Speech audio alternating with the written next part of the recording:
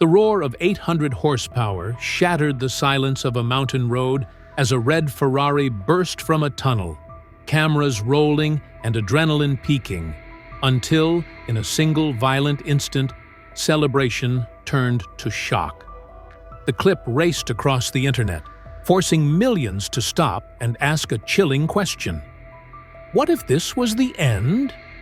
Because the man behind the wheel wasn't just another thrill-seeker, he was a visionary who reshaped modern gaming, built billion-dollar franchises, and challenged the power structures of an entire industry. This isn't a story about speed or spectacle. It's a story about legacy, fragility, and how close the world can come to losing the people who change it forever. The road that killed a legend. Before we understand who we lost, we need to understand where we lost him and exactly how it happened. Angeles Crest Highway is not just any road. It is 66 miles of asphalt ribbon threading through the San Gabriel Mountains, climbing to elevations exceeding 7,000 feet above sea level at Dawson Saddle. The route has earned a reputation as one of the greatest driving roads in America, a serpentine masterpiece of curves and elevation changes that draws car enthusiasts, motorcycle riders, and adrenaline seekers from across the country. Automotive journalists have called it one of the best driving experiences you can have on public roads, praising its long, sweeping corners, dramatic elevation changes, and stretches where traffic thins to almost nothing. But that beauty carries a terrible price.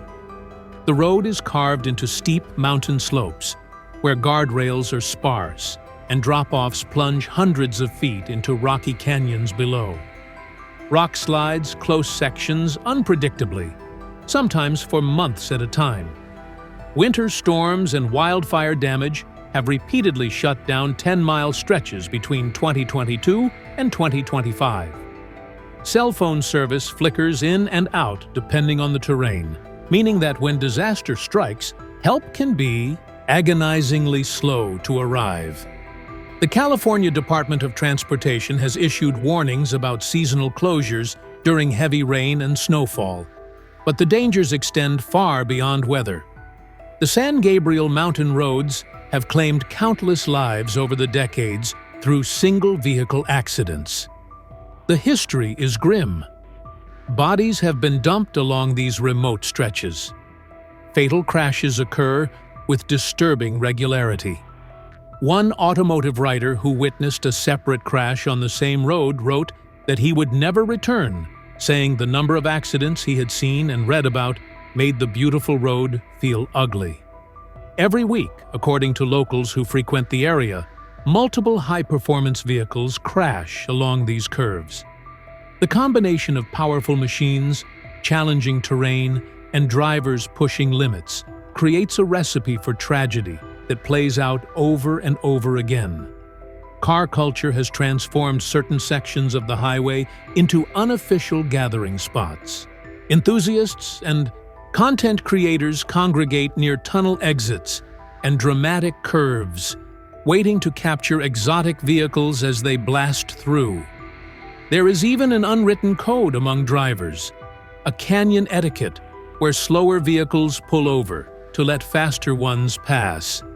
It is a scene that plays out every weekend when weather permits, a rolling car show mixed with the ever-present possibility that something could go terribly wrong. On December 21, 2025, at approximately 12:45 in the afternoon, that possibility became devastating reality near mile marker 62 at the west entrance to the Angeles Crest tunnels. The California Highway Patrol received notification of the crash almost immediately, thanks in part to an Apple device in the vehicle that automatically sent an emergency satellite request when it detected the violent impact. The CHP's Altadena division would later release the essential details. A southbound 2026 Ferrari 296 GTS had exited the tunnel when, for reasons that remain under investigation, the vehicle veered off the roadway and slammed into a concrete barrier. According to official statements, The car became fully engulfed in flames within moments of impact. The violence of the collision was severe enough that the passenger was ejected from the vehicle entirely, while the driver remained trapped inside as the fire consumed the wreckage.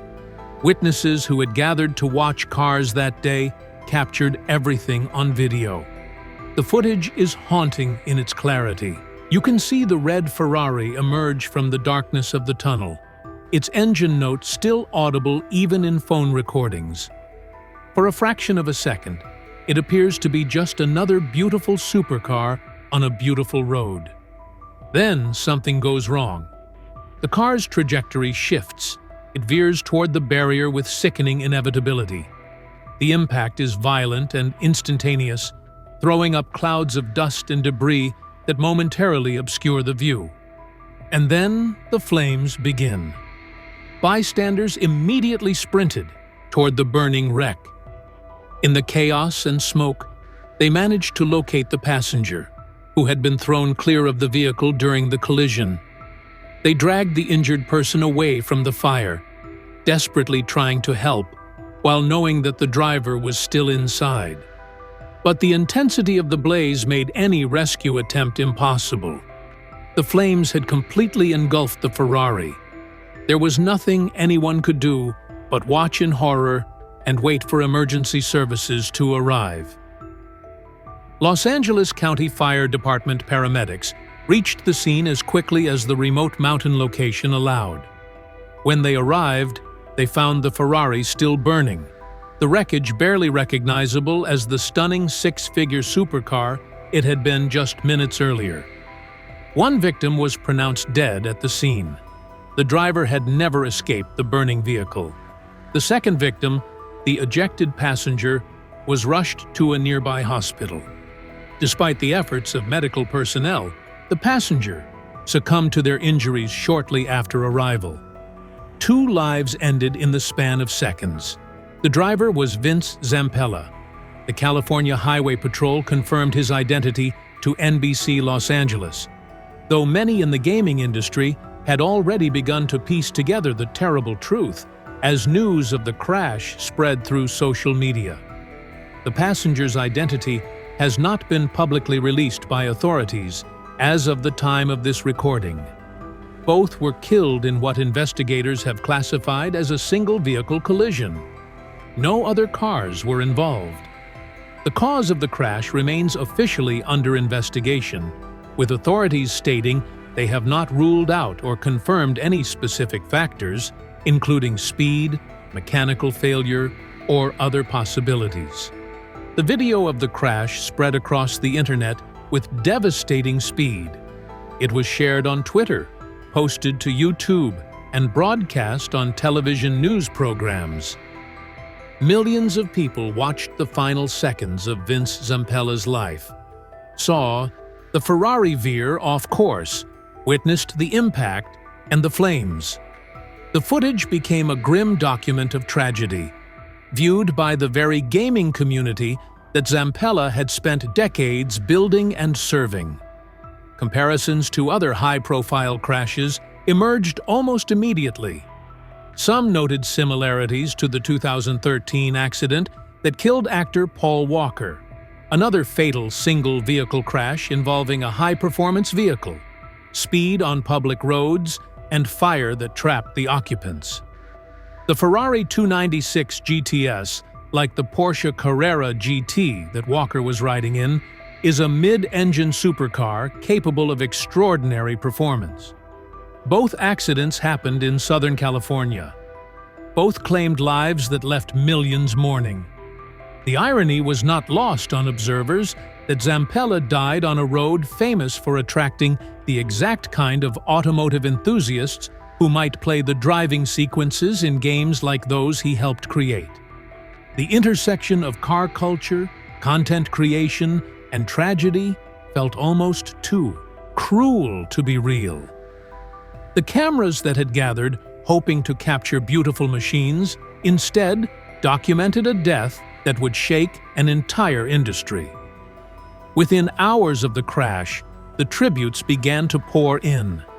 But before we can understand what those tributes meant, we need to understand the extraordinary life that ended on that mountain road.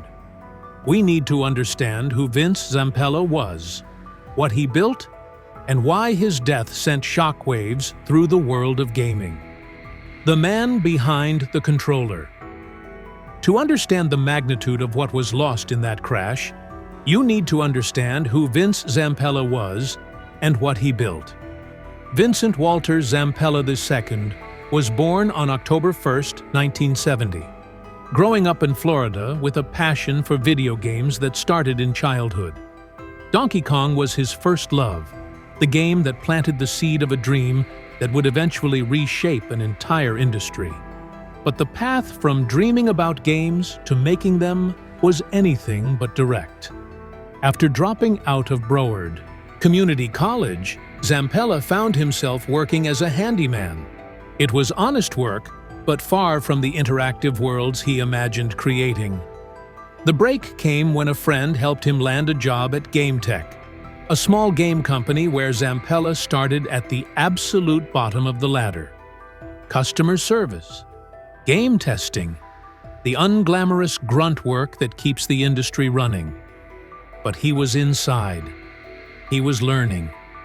Every day brought a new understanding of how games were designed, developed, and brought to life. From GameTech, he moved to Atari, contributing to their PC division before eventually relocating to Tulsa, Oklahoma in 1999 to join a studio called 2015 Inc. It was there that opportunity finally arrived in spectacular fashion. Steven Spielberg, fresh off the massive success of Saving Private Ryan, wanted to create a World War II video game that captured the intensity and authenticity of his film. He reached out to 2015 Inc. and the young team, including Zampella serving as development director, delivered Medal of Honor, Allied Assault in 2002. The game was a sensation. Critics hailed it as one of the greatest World War II shooters ever made. A visceral experience that made players feel like they had stormed the beaches of Normandy themselves.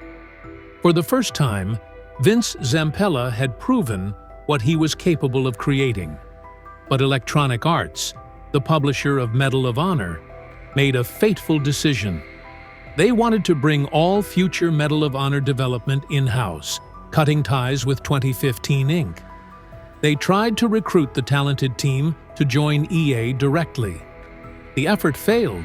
Instead, a competitor saw an opportunity. Activision approached Zampella, his collaborator Jason West, and fellow developer Grant Collier with a proposition that would change gaming forever. Form your own studio. We will fund you. Create something new. In 2002, Infinity Ward was born. 22 developers, all veterans of Medal of Honor. Allied Assault came together with one audacious goal. They were going to build a shooter that would surpass Medal of Honor. They were going to create their own franchise.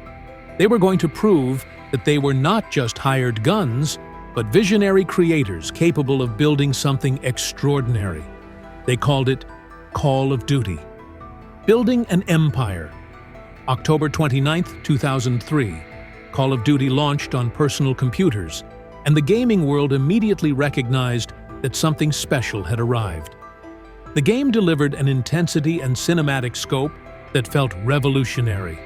Critics showered it with praise. Players could not get enough. The very next day, Activision moved to acquire the remaining stake in Infinity Ward, locking down the team with long-term contracts. They knew they had discovered gold. Call of Duty 2 arrived in 2005, solidifying the franchise as the dominant force in military shooters. But it was the release of Call of Duty 4, Modern Warfare in 2007, that transformed the series from a successful game franchise into a cultural phenomenon that transcended gaming itself. Under Zampella's leadership, Infinity Ward made the bold decision to abandon the World War II setting entirely and bring the action into the modern era. It was a massive creative risk. The risk paid off, beyond anyone's imagination. Modern Warfare sold over 10 million copies in its first 9 months. It redefined what players expected from multiplayer shooters. Its influence rippled outward into film, television, and how an entire generation thought about contemporary military conflict. The game won virtually every award available and cemented Call of Duty as one of the most valuable entertainment properties on the planet. Then came Modern Warfare 2 in 2009, and the franchise reached heights that seemed almost impossible. The game generated over $300 million in sales during its first 24 hours in North America and the United Kingdom alone. It outperformed major Hollywood blockbusters.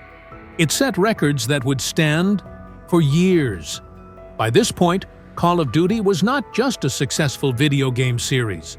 It was a cultural institution. The numbers are staggering even now. The Call of Duty franchise that Vince Zampella co-created has sold over 500 million copies worldwide. It has generated more than $35 billion in lifetime revenue. It became so valuable that Microsoft spent $69 billion to acquire Activision Blizzard, with Call of Duty serving as one of the crown jewels of the deal. Vince Zampella built that. He created something that became bigger than any single game, bigger than any studio, bigger than perhaps even he imagined when those 22 developers first gathered to chase an impossible dream. But success at that scale attracts complications, and the relationship between Zampella and Activision was about to shatter in spectacular fashion. Betrayal. Following the historic success of Modern Warfare 2, Vince Zampella and Jason West believed they had earned certain things, tens of millions of dollars in bonuses that had been promised, creative control over the franchise they had built from scratch, respect commensurate with the billions they had generated. They entered negotiations with Activision seeking these things, and a new contract was eventually signed, but that contract contained a poison pill that Zampella and West may not have fully appreciated at the time. A clause stipulated that if they were fired, all rights to Call of Duty would remain with Activision. It was a trap waiting to be sprung. In February 2010, Activision hired a law firm to investigate Infinity Ward. The official reason was allegations of misconduct, claims that Zampella and West had been secretly communicating with rival publisher Electronic Arts in ways that harmed Call of Duty. The accusations were explosive. Activision alleged that Zampella had deliberately delayed downloadable content for Modern Warfare 2 to benefit EA's competing Battlefield franchise. They painted Zampella and West as schemers who had betrayed the company that had given them everything. In March 2010, Vince Zampella and Jason West were escorted out of Infinity Ward by security guards. They were terminated. The men who had created Call of Duty, who had built it from a concept into a $30 billion empire, were suddenly locked out of their own creation. The legal battle that followed would consume years and generate mountains of documents. Zampella and West filed suit claiming Activision owed them $36 million in unpaid bonuses and royalties. That figure eventually climbed past $1 billion as the case expanded. Other Infinity Ward employees joined the fight, forming the Infinity Ward Employee Group and pursuing their own claims for compensation. The lawsuits revealed a corporate conflict of remarkable ugliness, with accusations flying in both directions about betrayal, sabotage, and greed. Eventually, settlements were reached. The exact terms were never disclosed, but the damage was done. Vince Zampella had been ejected from the franchise he created, forced to watch as others continued building upon the foundation he had laid. A lesser person might have been broken by that experience. Zampella was not. Rising from the ashes. Within weeks of being fired from Infinity Ward, Vince Zampella had already formed a new company. Respawn Entertainment was established in April 2010 in Chatsworth, California. Former Infinity Ward employees flooded to join him, choosing loyalty to their leader over the security of remaining with Activision. And in a twist that must have infuriated Activision executives, the publisher who stepped up to fund Respawn's first game was Electronic Arts, the very company Activision had accused Zampella of secretly helping. The message was unmistakable. You can take my studio. You can take my franchise. You cannot take my talent or my vision. You cannot stop me from creating. Respawn's first major project was Titanfall, released in 2014. The game combined fast-paced infantry combat with massive pilotable mechs called Titans, offering a fresh take on the shooter genre Zampella had helped define. Critics praised its innovation, though as an Xbox exclusive, its commercial reach was somewhat limited. The sequel, Titanfall 2, arrived in 2016 and delivered something truly special. A single-player campaign that many consider one of the greatest ever created in a first-person shooter. The relationship between the player and their Titan companion, BT-7274, moved people to genuine emotional investment, in a way few shooters had ever achieved. Tragically, Titanfall 2 was released in an impossible window between Battlefield 1 and Call of Duty, Infinite Warfare. Despite critical acclaim, it sold below expectations. The commercial disappointment was crushing for a game that deserved so much more recognition. But Respawn had been working on something else in secret. Something that would prove Zampella's genius once again.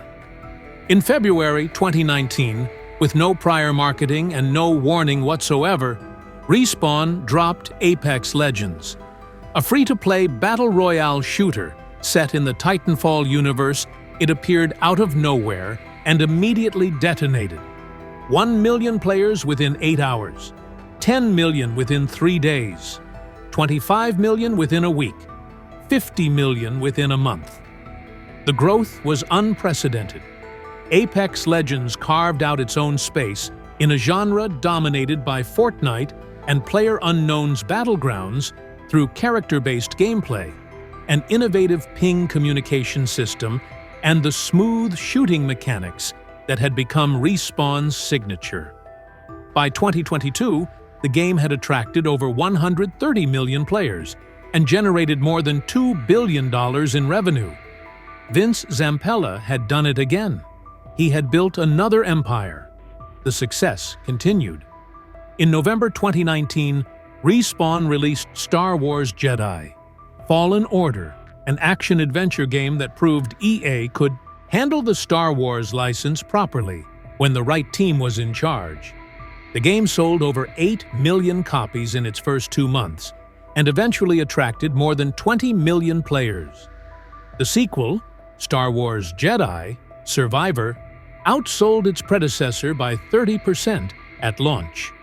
Together, the Jedi games would reach over 40 million players. Every franchise Zampella touched seemed to turn to gold. EA recognized this and in 2021 handed him control of the entire Battlefield franchise, tasking him with revitalizing a series that had lost its way. Battlefield 6, released earlier in 2025, became a massive commercial success, ranking among EA's biggest Steam launches ever. Once again, Zampella had taken something struggling and transformed it into something thriving. The final drive, the 2026 Ferrari 296 GTS that Vince Zampella was driving on December 21st, represents the pinnacle of automotive engineering. A mid-engine hybrid supercar, it combines a twin-turbocharged V6 with an ET electric motor to produce over 819 horsepower. It can accelerate with force that pins you to your seat and reach speeds that blur the world outside the windows. With a price tag well into 6 figures, it is a machine that demands respect and rewards skill. It is also a machine that offers no forgiveness for mistakes. Zampella was known to be a car enthusiast.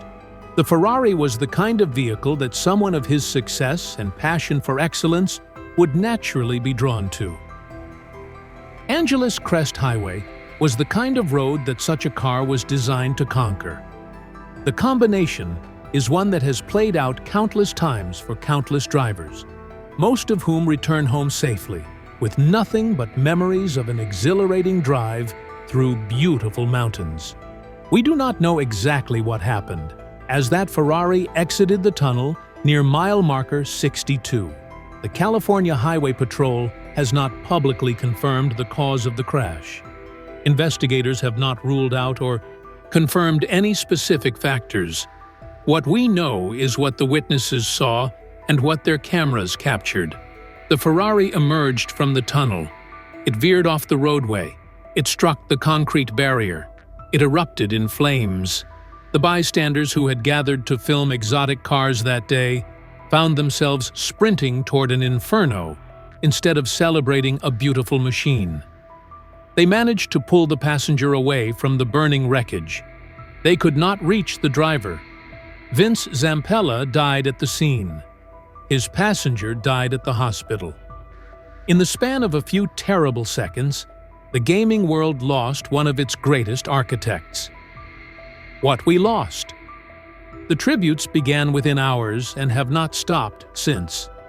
Jeff Keighley, producer of the Game Awards and a longtime friend, called Zampella an extraordinary person with a rare ability to recognize talent and give people the freedom to create something truly great.